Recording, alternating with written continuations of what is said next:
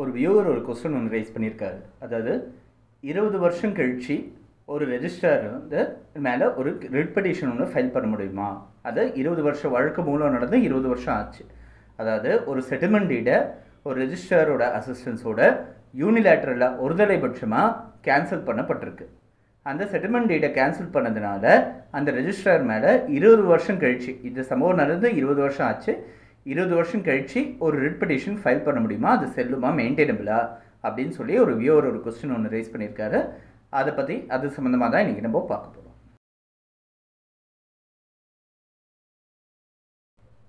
First ரிட்டுனா என்னன்றதை பார்ப்போம். ரிட்டுன்றது ஒரு ரொம்ப பவர்ஃபுல்லான ஒரு ப்ரெரோகேட்டிவ், ஒரு ஆர்டர் வந்து கவர்மெண்ட் மேலே இல்லை கவர்மெண்ட்டை சார்ந்த நிறைய ஒரு ஏஜென்சிஸ் மேலே, ஒரு ஃபங்க்ஷனரிஸ் மேலே, ஒரு பாடிஸ் மேலே ஒரு இஷ்யூ பண்ணக்கூடிய ஒரு சில ஆர்டர்ஸ், அது பேர் ரிட் பெட்டிஷன்ஸ்னு பேர். ஒரு ஃபண்டமெண்டல் ரைட்ஸு அல்லதுன்னு ஒரு கான்ஸ்டிடியூஷனல் ரைட்ஸுக்கு வந்து ஒரு பங்கம் ஏற்பட்டது அப்படின்னா அந்த பங்கத்துக்கு அதை வந்து ஒரு கவர்மெண்ட் ஏஜென்சி மூலமாகவே அவங்க ரைட்ஸ், அவங்க உரிமைகள் வந்து வயலேட் பண்ணப்படுறது அப்படின்னா அந்த கவர்மெண்ட் ஏஜென்சிஸ் மேலே கேட்கக்கூடிய ஒரு ரிட்ரஸல் தான் ரிட் பெட்டிஷன்ஸுன்றது. ரிட்டுன்றது அவங்க மேலே கொடுக்கக்கூடிய ஒரு ஆர்டர்ஸ். இது வந்து ஆரம்பத்து காலத்துலேருந்தே இருக்குது. பிரிட்டிஷ் காலத்துலேருந்து குவீன் வந்து கொடுக்கக்கூடிய ஒரு ஆர்டர்ஸை அவங்க கீழே இருக்கிற கவர்மெண்ட் அத்தாரிட்டிஸ் மேலே கொடுக்கக்கூடிய ஆர்டர்ஸை ரிட் பெட்டிஷன்ஸ்னு வந்தது, ரிட்டுன்னு வந்தது. அந்த ரிட்டு கேட்டு ஃபைல் பண்ணுற பெட்டிஷன்ஸ்க்கு பேர் ரிட் பெட்டிஷன்ஸ்னு வந்தது. ஸோ இப்போ நம்ம கான்ஸ்டிடியூஷனில் ரெக்கக்னைஸ் பண்ணப்பட்ட ஒரு சில ரிட் பெட்டிஷன்ஸ் இருக்குது. ரிட் ஆஃப் மேண்டமஸ் இருக்குது. அதாவது கவர்மெண்ட்டை ஒரு காரியத்தை செய்ய சொல்லியோ இல்லை செய்யாமல் இருக்க சொல்லியோ ஃபைல் பண்ணுறது வந்து ரிட் ஆஃப் மேண்டமஸ். ஒரு அட்மினிஸ்ட்ரேட்டிவ் ஃபங்க்ஷனுக்கே ரிட் ஆஃப் மேண்டமஸ் ஃபைல் பண்ண முடியும். அது இல்லைன்னா ரிட் ஆஃப் ப்ரொஹிபிஷன்றது இருக்குது. அதாவது ஒரு ஜுடிஷியல் இல்லை நான் ஜுடிஷியல் அத்தாரிட்டி அப்படின்றது, கோர்ட்டு இல்லைனா ட்ரிபியூனல், அவங்க மேலெலாம் கேட்க முடியும்.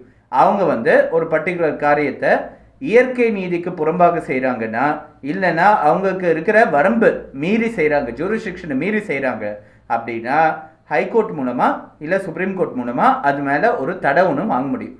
அது பேர் ரிட் ஆஃப் ப்ரொஹிபிஷன். அதே மாதிரி ரிட் ஆஃப் சர்ஷியோரரி அப்படின்றது இருக்குது. இந்த சர்ஷியோரரின்ற ரிட்டு தான் இந்த குவாஷ் பெட்டிஷன்ஸ்னு சொல்கிறோம் இல்லையா, கீழ் கோர்ட்டோட கீழ் ஒரு ஆணையத்தோட தீர்ப்பை நசுக்கிறதுன்னு சொல்கிறோம் இல்லையா, அதுக்கு தான் சர்ஷியோரரின்ற ரிட் பெட்டிஷன் ஃபைல் பண்ணுறது. ஒரு ஜுடிஷியல் பாடி இல்லைனா ஒரு குவாசி ஜுடிஷியல் அத்தாரிட்டி வந்து ஒரு ஆர்டர் ஒன்று பாஸ் பண்ணுறாங்க, இல்லை ஒரு ப்ரொசீடிங்ஸ் ஒன்று நடத்திட்டாங்க, ஒரு ஆர்டர்ஸ் ஒன்று பாஸ் பண்ணுறாங்க.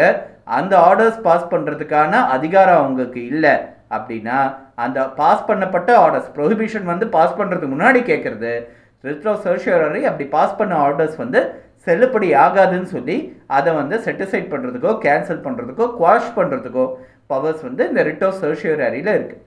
அதே மாதிரி ரிட் ஆஃப் கோவாரண்டோன்றது இருக்குது. ஒரு பப்ளிக் ஆஃபீஸில் இருக்கிறவர் எந்த அதிகாரத்தில் இதை செஞ்சார் அப்படின்னு கேள்வி கேட்கக்கூடிய ஒரு ரிட் பெட்டிஷன் வந்து ரிட் ஆஃப் கோவாரண்டோ. அதே மாதிரி ரிட் ஆஃப் ஹெபியஸ் கார்பஸ் இருக்குது. ஹெபியஸ் கார்பஸ் நிறைய பேர் சினிமாவில் பார்த்துருப்போம், நிறைய பேர் கேள்விப்பட்டிருப்பீங்க. ஹெபியஸ் கார்பஸ்ன்றது ஆட்கொளர் மனு. அதாவது 24 மணி நேரத்துக்குள்ளே இந்நேரம் வந்து கோர்ட் முன்னாடி கொண்டு வந்து நிறுத்துங்க அப்படின்னு கேட்கக்கூடியது ஹெபியஸ் கார்பஸ். ஆரம்பத்தில் ஒரு போலீஸ் வந்து ஒருத்தரை இல்லீகலாக அரெஸ்ட் பண்ணாங்கன்னா ஹெபியஸ் கார்பஸ் ஃபைல் பண்ணிட்டு இருந்தாங்க. அதனோட இன்டர்பிரேஷன் வளர்ந்து போய் அப்புறம் ஒரு ஸ்டேஜ் கழிச்சு ஒரு சைல்டு கஸ்டடி கேட்குற கேசஸ்க்கெல்லாம் ஹெபியஸ் கார்பஸ் ஃபைல் பண்ண ஆரம்பிச்சிட்டாங்க. ஸோ இது வந்து ரிட் ஆஃப் ஹெபியஸ் கார்பஸ்னு இருக்குது. ஸோ இந்த மாதிரி நிறைய வகைகள் இருக்குது ரிட் பெட்டிஷன்ஸில். இந்த பர்டிகுலர் கேஸில் ஒரு ரெஜிஸ்ட்ரார் ஒரு செட்டில்மெண்ட் டீடை தவறுதலாக கேன்சல் பண்ணிட்டாரு, யூனிலேட்ரலாக ஒருதலைபட்சமாக கேன்சல் பண்ணிட்டாரு அப்படின்னு சொல்லி அது மேலே ஒரு கேன்சலேஷனோ ஒரு செட்டிசைடோ கேட்கக்கூடிய ஒரு ரிட் பெட்டிஷனுக்கு பேர் ரிட் ஆஃப் சர்ஷியோரரி அப்படின்றது பேர். இல்லை ரிட் ஆஃப் சர்ஷியோரரிஃபைட் மேண்டமஸ்னு சொன்னால் நிறைய வகைகள் இருக்குது. நம்ம மெயினான விஷயத்தை கண்டென்ட்டை பார்த்தோம்னா ரிட் ஆஃப் சர்ஷியோரரின்னு பேர் இந்த ரிட் பெட்டிஷனுக்கு. இந்த ரிட் ஆஃப் சர்ஷியோரரினா ஒரு ஜுடிஷியல் இல்லைனா ஒரு குவாசி ஜுடிஷியல் அத்தாரிட்டி மேலே ஹையர் கோர்ட்டில், ஹைகோர்ட்லேயோ இல்லை சுப்ரீம் கோர்ட்லேயோ ஃபைல் பண்ணுற கேஸுக்கு பேர் ரிட் ஆஃப் சர்ஷியோரரி. இது வந்து ஒரு அப்பீலோட ப்ரொசீஜரோட, அப்பீலோட ஒரு வழிகாட்டுதலோட, ஒரு அப்பீல் ஃபைல் பண்ணுறோன்னா அதனோட ப்ரொசீஜர் எப்படி இருக்குமோ அந்த ப்ரொசீஜரை பேஸ் பண்ணி நடக்கக்கூடிய ஒரு கேஸ் தான் ரிட் ஆஃப் சர்ஷியோரரி நிறைய கேசஸில். இந்த பர்டிகுலர் கேஸில் பார்த்தோன்னா ஒரு ரெஜிஸ்ட்ராரோட ஆர்டர் மேலே நேரடி அப்பீல் இல்லைன்றதுனால ஹைகோர்ட்டில் போய் ஒரு ரிட் ஒன்று ஃபைல் பண்ணுறோம். இவங்க எந்த பேசிஸில் கேன்சல் பண்ணாங்க அப்படின்னு தெரிஞ்சுக்கிறதுக்கு, அதாவது அந்த செட்டில்மெண்ட் டீடை எப்படி கேன்சல் பண்ணாங்கன்னு சொல்லி தெரிஞ்சுக்கிறதுக்கு ரிட் ஆஃப் சர்ஷியரி ஃபைல் பண்ணணும். இது யூனிலேட்டராக கேன்சல் பண்ணதா சொல்கிறாரு, அதாவது ரெஜிஸ்ட்ராரே ஒரு தலைபட்சமாக கேன்சல் பண்ணியிருக்காரு அப்படின்னு சொல்கிறாரு. ஸோ இதுக்கு ரிட் ஆஃப் சர்ஷியரி ஃபைல் பண்ணுறோம். சரி, இந்த ரிட் ஆஃப் சர்ஷியரி ஃபைல் பண்ணுறதுக்கும் சரி, இல்லை பொதுவாக ரிட் பெட்டிஷன்ஸே ஃபைல் பண்ணுறதுல டிலே அண்ட் லேச்சஸ் ரொம்ப கால உரிமை கழிஞ்சு அதை ஃபைல் பண்ணுறதுனால என்ன பாதகம் ஏற்படும்ன்றதை இப்போ நம்ம பார்ப்போம். பொதுவாக ஹைகோர்ட்ஸும் சரி, சுப்ரீம் கோர்ட்டும் சரி, ரிட் பெட்டிஷன் ஃபைல் பண்ணுறதுக்கு எதுவும் கால உரிமை இல்லைன்னு சொல்லி ஒரு விஷயத்தில் வந்து யூனிஃபைடாக டெசிஷன் கொடுத்துருக்காங்க. நிறைய டெசிஷன்ஸில் வந்து சொல்லியிருக்காங்க லிமிட்டேஷன் வந்து ரிட் பெட்டிஷன்ஸ்க்கு அப்ளிகபிள் கிடையாதுன்னு. ஆனால் அந்த ரிட் பெட்டிஷன்ஸோட ஃபவுண்டேஷன் அதை பேஸ் பண்ணி ரொம்ப நாட்கள் தள்ளி ஃபைல் பண்ணப்பட்டது அப்படின்னா அதை ஒத்துக்க முடியாத, அக்செப்ட் பண்ணிக்க முடியாதுன்னு சொல்லியும் நிறைய இடத்துல சொல்லியிருக்காங்க. மோங்கல் வர்சஸ் போர்ட் ஆஃப் ரெவென்யூன்னு ஒரு கேஸு 1956 அலகாபாத் ஹைகோர்ட் ஜட்ஜ்மெண்ட். அப்போது அந்த 1956 அலகாபாத் ஹைகோர்ட் ஜட்ஜ்மெண்ட்டில் ஒரு ரிட்டை வந்து சர்ஷியரி ஒரு கீழ்கோர்ட்டோட தீர்ப்பை சேலஞ்ச் பண்ணி, அதாவது கீழே இருக்கிற ஒரு ட்ரிபியூனல், போர்ட் ஆஃப் ரெவென்யூன்றது ஒரு ட்ரிபியூனல், அவங்களோட ஒரு ஃபைண்டிங்கை சேலஞ்ச் பண்ணி ஃபைல் பண்ணப்படுற ஒரு ரிட்டு. இந்த ரிட் பெட்டிஷன் என்டர்டெயின் பண்ணும்போது ஹைகோர்ட் என்ன சொல்லியிருக்காங்க அப்படின்னா, பேசிக்காக இதுவே ஒரு அப்பீலாக இருந்ததே ஆனால் இதுக்கு 90 days ஒரு லிமிட்டேஷன் இருந்திருக்கும். இதுவே ரிட் பெட்டிஷனாக நீங்கள் ஃபைல் பண்ணுறீங்க, அப்படி இருக்கும்போது அந்த 90 days லிமிட்டேஷனுக்குள்ளே ஃபைல் பண்ணுறது தான் சரி அப்படின்னு சொல்லி கோர்ட்டில் கேஸில் கான்ஸ்டியூஷனில் எங்கேயோ வந்து ரிட் பெட்டிஷன்ஸ்க்கு ஒரு கால வரைமுறை குறிப்பிடப்படலை அப்படின்னு இருந்தாலும் கூட நீங்கள் அந்த கால அவகாசத்துக்குள்ளே ஃபைல் பண்ணுறது தான் சரி, ஏன்னா இது ஒரு அப்பீலோட கலரோடு இருக்கிற ஒரு ரிட் பெட்டிஷன் அப்படின்னு சொல்லியிருக்காங்க. ஆனால் இந்த பர்டிகுலர் ஒரு ஃபைண்டிங்கை வந்து வேறு இன்னொரு கேஸில் வந்து 1983 சுப்ரீம் கோர்ட் ஜட்ஜ்மெண்ட்டில் இது இல்லைன்னு சொல்லியிருக்காங்க. அந்த பர்டிகுலர் கேஸில் என்னென்னா, ஒரு ரிட் பெட்டிஷன் ஃபைல் பண்ணி கூடவே 136 நாள் டிலே கண்டினியூஷன் வச்சாங்க. அதாவது டிலே கண்டினியூஷன்னா என்ன, நான் வந்து 90 நாள் கழிஞ்சு 136 நாள் கழிச்சு நான் ஃபைல் பண்ணியிருக்கேன், இந்த டிலேவை வந்து நீங்கள் வந்து மன்னிச்சு ஏற்றுக்கணும்னு சொல்லி டிலே கண்டினியூஷன் பெட்டிஷன் வச்சு ஃபைல் பண்ணியிருக்காங்க. இந்த ஹைகோர்ட் வந்து என்ன பண்ணியிருக்காங்க, இந்த 136 நாள் டிலே வந்து ஏற்றுக்க முடியாதுன்னு சொல்லி டிஸ்மிஸ் பண்ணிட்டாங்க.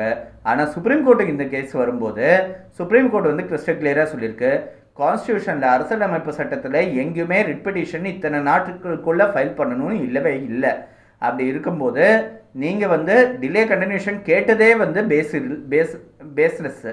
அது வந்து முன்னாடி இருந்த ஒரு சில ஹைகோர்ட்ஸோட தீர்ப்பை பேஸ் பண்ணி இந்த டிலே வந்து அநியாயமான டிலே இருக்கக்கூடாதுன்றதுனால இத்தனை நாட்களுக்குள்ளே ஃபைட் பண்ணுங்கன்னு ஒரு கைட்லைன்ஸாக இருக்கே தவிர்த்து, நீங்கள் இதுக்கு டிலே கண்டினியூஷன் கேட்டது பேஸ்லெஸ்ஸு. இது முக்கால்வாசி சுப்ரீம் கோர்ட்டே கான்ஸ்டியூஷன்லேயும் சொல்லியிருக்கு, சுப்ரீம் கோர்ட்டே நிறைய இடத்துல சொல்லியிருக்கு, இதுக்குன்னு எந்த விதமான கால வரைமுறையும் இல்லை அப்படின்னு சொல்லியிருக்காங்க. ஆனால் அநியாயமாக இல்லை ஒரு ரீசனபிளாகவே இல்லாமல் ஒரு லாங் ஒரு டிலேயோட, இன்ஆர்டினேட் டிலேயோட ஒரு ரிட் பெட்டிஷன் ஃபைல் பண்ணால் அது ஏற்கப்படாது. ஒரு சில சமயம் அது ஃபைல் பண்ணாலும் ஏற்கப்படும். ஒரு கேஸில் 5 மாதம் டிலே இருந்து அதை ஏற்றுக்க முடியாதுன்னு நிராகரிச்சிருக்காங்க ஹைகோர்ட். இன்னொரு கேஸில் பல வருஷம், 10 வருஷம் 15 வருஷம் டிலே இருந்து அதை அக்செப்ட் பண்ணியிருக்காங்க. ஸோ இந்த 2 கேஸ் ஸ்டடி மட்டும் நம்ம இப்போ பார்ப்போம். ஒரு போலீஸ் கான்ஸ்டபிள்ஸ் ஒரு சிலர் வந்து ஒரு ஸ்ட்ரைக்கில் ஈடுபட்டிருக்காங்கன்றதுனால அவங்களெல்லாம் வேலையை விட்டு டெர்மினேட் பண்ணி வச்சுருந்தாங்க. அப்போ வந்து அதை சேலஞ்ச் பண்ணி 1969-70 ஒரு பர்டிகுலர் குரூப் பேட்ச் அவங்க இருந்தவங்க ஒரு ரிட் பெட்டிஷன் ஒன்று ஃபைல் பண்ணுறாங்க. அந்த 1969-70 ஃபைல் பண்ணப்படுற அந்த ரிட் பெட்டிஷன் வந்து அக்செப்ட் பண்ணி அவங்கள திரும்பி வேலை கொடுக்குறாங்க. சரி, இந்த 1969-70 ஃபைல் பண்ண ரிட் பெட்டிஷனை பேஸ் பண்ணி 1978 இன்னொரு குரூப் வந்து ரிட் பெட்டிஷன்ஸ் ஃபைல் பண்ணுறாங்க. அதுலேயும் அவங்கள அக்செப்ட் பண்ணிவிட்டு ஏற்றுக்கிட்டு அவங்கள திரும்பி வேலையில் சேர்த்துக்கிறாங்க. இதுக்கப்புறம் மிச்சம் இருந்தவங்க கான்ஸ்டபிள்ஸ்லாம் 1983 ரிட் பெட்டிஷன் ஃபைல் பண்ணி இவங்களுக்கு கிடைச்ச பெனிஃபிட் அவங்களுக்கும் கிடைக்கணும்னு நினச்சிருக்காங்க. இது இன்சிடென்ட் நடந்து 15 வருஷம் கழிச்சு இந்த ரிட் பெட்டிஷன் ஃபைல் பண்ணும்போதும் அங்கே சுப்ரீம் கோர்ட் வந்து அவங்க சொன்னதை ஏற்றுக்கிட்டு அவங்கள திரும்பி ரீஇன்ஸ்டேட் பண்ணியிருக்காங்க. ஏன்னா பேரிட்டி, முன்னாடி கொடுத்தவங்களுக்கு பர்மிட் பண்ணிவிட்டு அடுத்த வரவங்களுக்கு பர்மிட் பண்ணாமல் இருந்தால் அது நியாயத்துக்கு எதிரானதாக போயிடும். இதனால் யாருக்கும் எந்த விதமான நஷ்டமும் கிடையாது அப்படின்றதுனால அவங்கள திரும்பி ரீஇன்ஸ்டேட் பண்ணியிருக்காங்க. இது ஒரு சினாரியோ. இதை வந்து ரிட் பெட்டிஷன்ஸ் வந்து 15 வருஷம் கேப் கழித்து ரீஇன்ஸ்டேட் பண்ணி அலோவ் பண்ண பர்மிட் பண்ணப்பட்ட ரிட் பெட்டிஷன்ஸ் பற்றி இப்போ நம்ம பார்த்தோம். வெறும் 5 மாதம் கேப் கழித்து ஃபைல் பண்ணோன்றதுனால ரிஜெக்ட் ஆன ரிட் பெட்டிஷன் ஒன்று இருக்குது. ஏர்போர்ட்ஸ் அத்தாரிட்டி கேஸ்ன்னு சொல்லி ஒன்று இருக்குது, இன்டர்நேஷ்னல் ஏர்போர்ட்ஸ் அத்தாரிட்டி கேஸ்ன்னு. இந்த கேஸில் என்ன பண்ணியிருக்காங்க, ஒருத்தர் வந்து ரிட் பெட்டிஷன் வந்து ஒரு டெண்டர் ப்ராசஸில் ஒரு முறைகேடு நடந்ததுன்னு ரிட் பெட்டிஷன் ஃபைல் பண்ணுறாங்க. ஆனால் அந்த டெண்டர் நடந்து 5 மாதம் கழித்து ஃபைல் பண்ணியிருக்காங்க. இந்த 5 மாதம் கழித்து ஃபைல் பண்ண ரிட் பெட்டிஷன்ஸ்க்கு அந்த 5 மாத கால அவகாசத்தில் டெண்டர் எடுத்தவங்க ரெஸ்டாரண்ட் நடத்தி வந்துட்டுருக்காங்க. ஸோ இந்த 5 மாதம் கழித்து ஃபைல் பண்ணதுனால திரும்பி அவங்க ரெஸ்டாரண்ட்டை நிறுத்த சொல்ல முடியாது. ஸோ இது வந்து இயற்கை நீதிக்கு அகெயின்ஸ்டாக போய்டுன்றதுனால இந்த டிலேவை வந்து ஏற்றுக்காமல் இந்த பர்டிகுலர் ரிட் பெட்டிஷனை வந்து 5 மாதம் கழித்து ஃபைல் பண்ணியிருக்காங்கன்ற ஒரே காரணத்தினால டிஸ்மிஸ் பண்ணியிருக்காங்க. ஸோ இந்த டிலேனால் யாருக்கு நஷ்டம் ஏற்படுறதுன்றதை மெயினாக பார்க்க வேண்டியதாக இருக்குது. யாருக்கும் நஷ்டம் ஏற்படலைன்னாலும் இந்த டிலேவை ஜஸ்டிஃபை பண்ண முடியுமான்றது ரெண்டாவது விஷயமா பார்க்க வேண்டியது இருக்குது. இது ரெண்டுத்தையும் பார்த்தோன்னா அந்த ரிட் பெட்டிஷன் வந்து 20 வருஷம் கழிச்சு டிலே இருந்தாலும் கூட மெயின்டைனபிள். ஆனால் இது ரெண்டுத்தையும் கோர்ட் முன்னாடி வச்சு ப்ரூவ் பண்ணுறது ஒரு பெரிய ஹெர்கூலியன் டாஸ்க். அது மட்டும் இல்லாமல் 20 வருஷம் முன்னாடி ரெஜிஸ்ட்ரேஷன் டிபார்ட்மெண்ட்டில் இருந்த சட்டத்திட்டங்கள் வேறு, இத்தனை நாட்களில் வந்து அது நடந்த எவல்யூஷன் நடந்தது, நிறைய விஷயங்கள் நடந்திருக்கு.